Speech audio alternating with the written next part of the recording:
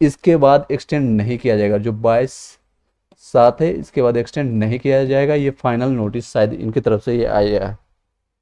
पूर्व में दिनांक 30/5 को प्रकाशित विज्ञापन से हद तक संशोधित समझाया जा सके अनशर्त। कई संशोधन हो चुका है, 10 से 15 बार संशोधन हो चुका है, कई बार मैंने भी बताया है, आप लोगों ने देखा है। अब ये सारी चीज़ें चेंजेज है। अब कंपटीशन इसलिए ये सारी चीज़ें किया गया है, रीजन वाइज ये है कि मैं आपको बताना चाहूँगा थोड़ा एक्सटेंड कर करके ये सारी चीज़ें चेंजेज। चलिए क्या क्या चीज़ें हैं इसमें हम एक्सटेंड करके हम और भी जानने की कोशिश करते हैं। रीजन क्या है, ऑलरेडी क्योंकि 8 लाख 8.5 लाख उन्होंने रजिस्ट्रेशन किया, लेकिन एक्चुअल जो पेमेंट इनके पास आया है 6.5 लाख के आसपास फॉर्म अप्लीकेशन अभी फिल किया गया। देखिए लास्ट लेक्चर में मैंने बिहार मैप के बारे में बताया है, आप जाकर के उस वीडियो को भी देख सकते हैं। ये सारी चीज़ें तो इनके पास लगभग 8.5 लाख के पास रजिस्ट्रेशन हुआ। अब रजिस्ट्रेशन इतना ज़्यादा क्यों हुआ, क्योंकि कई लोगों ने दोबारा रजिस्ट्रेशन किया, अलग अलग तरह से रजिस्ट्रेशन किया। तो 2-2.5 लाख लोग जो रिपीटेड है, जो इनका गलत हुआ कैंसिल करके दोबारा कर रहे हैं रजिस्ट्रेशन, उनके पास कई लोगों ने दोबारा रजिस्ट्रेशन किया, यानी उनके पास ये रजिस्ट्रेशन है 2 लाख के आसपास, 6.5 लाख के आसपास इनके पास पेमेंट पहुंच चुकी है, जो कि फाइनल सबमिशन हो चुका है और अच्छे से लोगों ने फॉर्म को फिलअप कर दिया। लेकिन 2 लाख के जो बचे हुए और कई लोग का कंसर्न था कि जो बाहर वाले को कम दिन दिए गए थे लगभग 10 से 15 दिन, और उनमें कई लोग अभी जो बिहार में दिक्कत हो रही है ब्लॉक में इस अंचल जहाँ से अधिकारी से जहाँ से आपको डोमिसाइल बनाना है या ईडब्ल्यूएस बनाना है या फिर ओबीसी सर्टिफिकेट बनाना है, जो भी ये सारी चीज़ें बनने में टाइम लग रही है, इशूज आ रही है। मेरे पास भी 1-2 लोगों का अभी भी कमेंट पड़ा हुआ है, सर मैंने कल अप्लाई किया है, 2 दिन पहले अप्लाई किया है, 10 दिन पहले किया है, अभी तक मेरा ये सारे सर्टिफिकेट अभी नहीं बन पाया, ना डोमिसाइल बन पाया है, ना ईडब्ल्यूएस, ना ओबीसी। इवन फाइनल आज तक बोल रहे थे कि लास्ट के 12 बजे तक हम ये कोशिश करेंगे, ये सारी चीज़ें नहीं बनेंगे तो हम जनरल में अप्लाई करूँगा, जनरल में फाइट करूँगा। लेकिन अगर बिहार के निवासी हैं और वहाँ के अप्लाई करना चाहेंगे तो ओबियसली वो फाइट करना चाहेंगे उनको ईडब्ल्यूएस में या ओबीसी में, एससी एसटी कैटेगरी में, तो उनको फ़ायदा थोड़ा सा ज़्यादा होगा। क्योंकि आपको पता है 1 to 5 में जो है सिर्फ वो जो फाइट करने वाले 13,000 से समथिंग जो है 13,900 समथिंग जो सीट है, इसको हटा देता, 13,900 प्लस जो सीट है, इसी जो कि ये मेल कैंडिडेट का है, इसी में यूआर कैटेगरी के ईमेल कैंडिडेट में जितने भी लोग हैं फाइट करेंगे, चाहे बाहर के हो या फिर कोई बिहार राज्य के हो, सभी लोग इसी में फाइट करेंगे। अगर मान लीजिए ओबीसी का कोई कैंडिडेट है या ईडब्ल्यूएस का कैंडिडेट है और उसने जनरल का कट ऑफ पार कर दिया है, जो कि जनरल का कट ऑफ मान लीजिए 90 गया अप्रोक्स, मैं मान के चलता है एजम्पशन के रूप में, जो कि 120 में से 90 नंबर ले आया है और उसने ईडब्ल्यूएस का बंदा 90 प्लस ले आया या ओबीसी का बंदा लेके आया 90 प्लस लेके आया, जो कि जनरली लाते हैं, कई लोग ऐसे हैं लाते हैं, या एससी कैटेगरी का हो गया या फीमेल कैंडिडेट हो गया, तो ये सारे कैंडिडेट यहीं पर आ जाएंगे, इसी में आके फाइट करेंगे। और जो बाहर के हैं यूपी के, एमपी के, राजस्थान के या फिर झारखंड के, ये सारे लोग भी इसी में फाइट करेंगे, यूपी के, एमपी के। तो यहीं पर आपका कंपटीशन होगा, यहीं पर आपका सीट को ब्लॉक किया जाएगा, ये सारी चीज़ें होगी।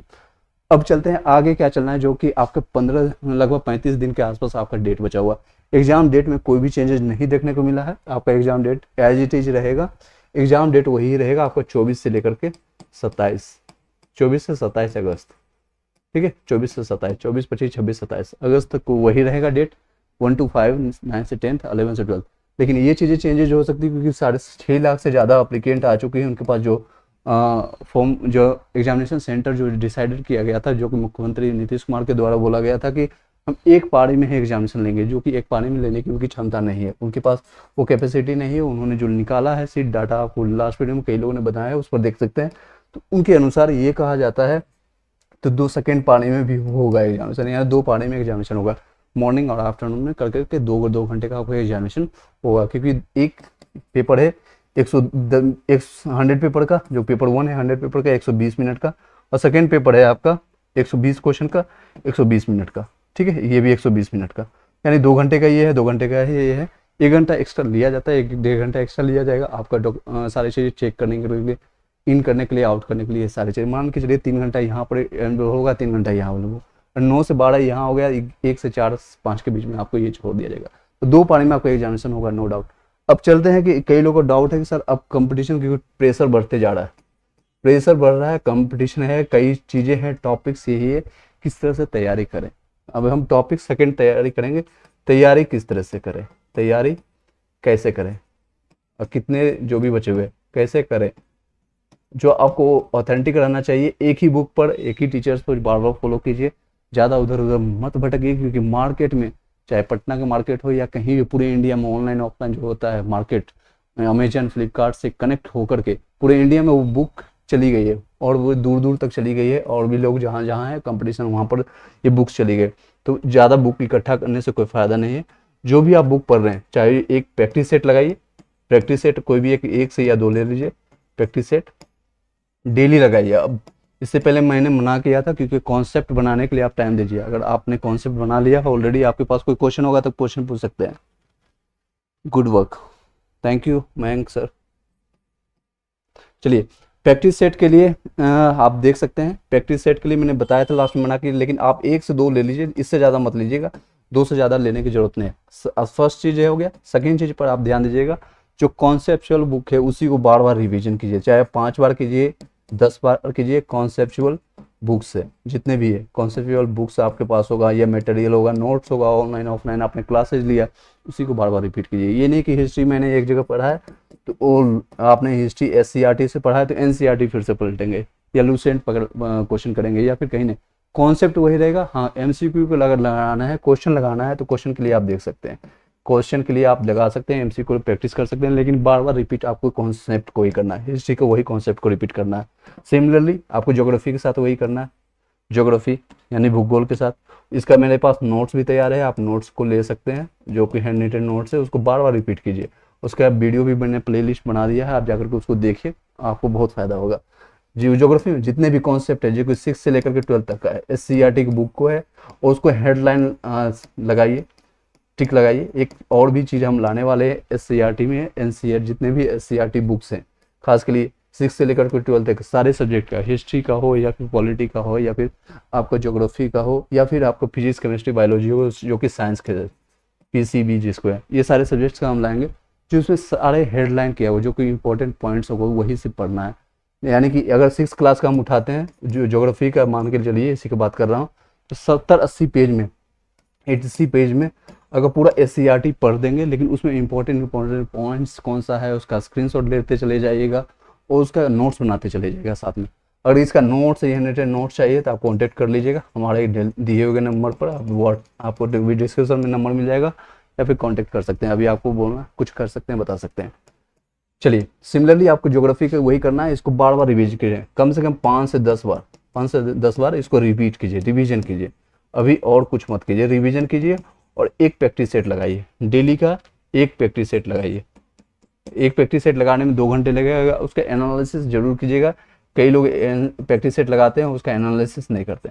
एनालिसिस लगाने में भले आपको 2 घंटा और लग जाए, एनालिसिस कीजिए। जो क्वेश्चन दिक्कत होती है, फंसती है, या उसका कॉन्सेप्ट नहीं आता है, तो उसके कॉन्सेप्ट को जाकर समझिए। उसी सारे बुक से आपको NCERT, SCERT की बुक से जाकर कॉन्सेप्ट को समझिए, उससे रिलेटेड क्वेश्चन बनाने का टाइम आ चुका है। अब वो नहीं टाइम रहा जो कि मैंने लास्ट मंथ बताया था कि आपको कॉन्सेप्ट बनाइए, क्योंकि अब धीरे धीरे टाइम कमते जा रही है। लगभग 35 दिन के आसपास बचा है, आज 15 तारीख हो गया है। नेक्स्ट 35 से 40 दिन आपका दिन बचा हुआ, 2 से 4 दिन आप इधर से चले गए। प्रेशर मत बनाइए अपने ऊपर, टेंशन मत लीजिए, थोड़ा थोड़ा करते जाइए, क्योंकि सबका सिचुएशन लगभग सेम है, ऑलमोस्ट सभी लोग का सिचुएशन सेम है, और इन मोमेंट में ही एग्जामिनेशन तैयारी की जाती है।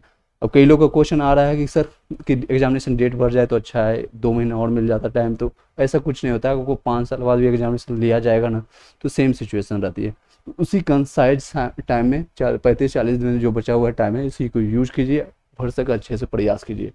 जैसे मान लीजिए मैथ्स का आता है या रीजनिंग का आता है, इसके अब कॉन्सेप्ट जो बनना था बन गया, टॉपिक जो पढ़ना था पढ़ लिया, जहाँ से आपने पढ़ लिया, फॉर्मूला आपके पास आ चुका है, आपके नोट्स बन चुके हैं। अगर बन चुका है, दर्द से गुट से नहीं बना है तो जाकर बना लीजिए फटाफट, 1 से 2 दिन लीजिए।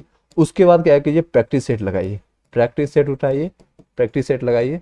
जितना भी मैंने बताया, किडन बुक का मैंने 6 प्रैक्टिस सेट लगाया, उसमें आपको पता चल गया होगा कौन कौन सा क्वेश्चन बार बार रिपीट हो रही है, किस फॉर्मूला पर बार बार रिपीट हो रही है, कौन सा क्वेश्चन रिपीट कर रहा है। तो किरण का एक बुक ले लीजिए, 1-2 और कोई भी पब्लिकेशन का बुक उठा लीजिए, या फिर IS रंजीत सर का बुक आता है, उनका भी क्योंकि लेटेस्ट आया है, उससे वो रिलेटेड है। 6 फेज का जो है सारा एग्जामिनेशन उन्होंने ही करवाया, तो उनका बुक भी काफ़ी अच्छा चल रहा है। उसका बुक मेरे पास आने वाला है, मैंने ऑर्डर कर दिया, कल या परसों आज महीने के बाद उसको भी हम लगातार उसको हमें उसका भी हम सॉल्यूशंस करवाएंगे।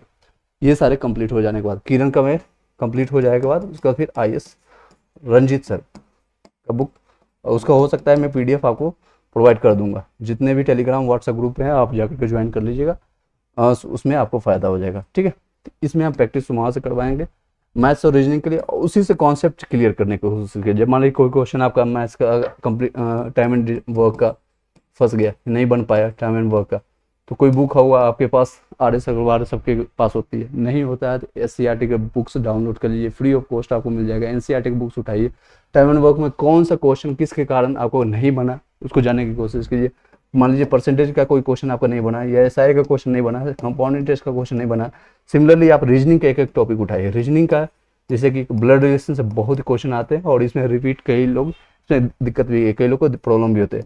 सिलोलिज्म से अभी नहीं उठाया, सिलोलिज्म से या फिर आपका ये क्वेश्चन नहीं आता क्योंकि उसमें बैंकिंग में चला जाता है। और भी जैसे कि आपका कोडिंग डिकोडिंग हो गया, कैलेंडर हो गया, या फिर वेन डायग्राम हो गया, या फिर आपके नॉन वर्बल रीजनिंग का कई पार्ट्स हो गए, उसको प्रैक्टिस कर लीजिए। जिस पार्ट से लग रहा है कि नहीं हमसे बन रहा है उसका एक कॉन्सेप्ट देखिए, कई वीडियोज पढ़ा हुआ, वीडियो जाकर सर्च कीजिए यूट्यूब पे, उसके कॉन्सेप्ट लीजिए, 2 से 3 पढ़ने में लिख लीजिए, उसके बाद उसको क्वेश्चन लगाइए, 10 से 12 क्वेश्चन लगाइए, उसके बाद भूल जाइए, उसके बाद कुछ भी मत कीजिए और रिलैक्स रहिए। सबका सिचुएशन सेम है, सभी लोग का वही है, सब लोग को दिक्कत होगा। मिनिमम मार्क्स जो है क्वालिफाइंग मार्क्स है।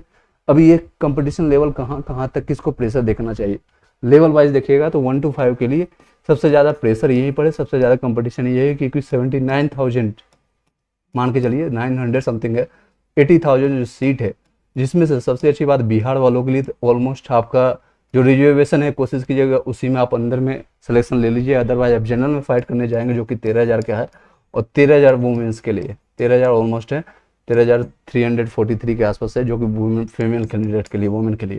तो ये सिर्फ बिहार वालों के लिए। इनका कटअप ओबियसली मेन से जो ये कैंडिडेट है, जो UR कैंडिडेट से, इनका कटअप लगभग 10 से 15 नंबर कम आएगा, 15 नंबर कम आएगा। तो रिलैक्स रहिए, एक एक टॉपिक पढ़िए और आराम से एग्जामिनेशन देने जाइए। इसमें प्रेशर थोड़ा मानते हैं कि यहाँ पर है, यहाँ कंपटीशन है, एक सीट पर अब 6 से 8 थी, अब 2 और 3 बढ़ जाएगी क्योंकि डेट बढ़ चुका है, 4 दिन और 4 दिन बढ़ गया। कई लोग उतावले हैं, कई लोग सर्टिफिकेट बनाने में है, फॉर्म भरने में है। मेरे पास कई कॉल आई यूपी के आसपास, मिर्जापुर, गोरखपुर, बनारस से, सर मेरे पास ये सर्टिफिकेट है, मैं फॉर्म भर सकता हूँ। कई लोग एलिजिबल है तो भर सकते हैं, कई लोग अप्लाई किया है, उन्होंने अप्लाई किया है। 9 से 10th वाले और 11 से 12th वाले, उन लोगों को रिलैक्स रहिए, बट इतना भी रिलैक्स मत रहिए कि तैयारी छोड़ दीजिएगा। एटलीस्ट जो आपको क्वालिफाइंग मार्क्स है, यानी कि जो कि क्वालिफाइंग मार्क्स जो कि आपका 40% है जनरल कैटेगरी के लिए, क्वालिफाइंग मार्क्स जो भी है ये आपका क्वालिफाइंग मार्क्स है 40%। अगर मानना है तो 120 का, सेकंड पेपर की बात कर रहा हूँ, इसी पर आपको, क्योंकि कोई भी आपका साक्षात्कार नहीं है, कोई भी आपका इंटरव्यू नहीं है, तो इसके बेसिस पर ही आपका सिलेक्शन होगा। तो इसका 40% निकालिएगा तो 12 चौक 48, 48 नंबर लाना मैंडेटरी है।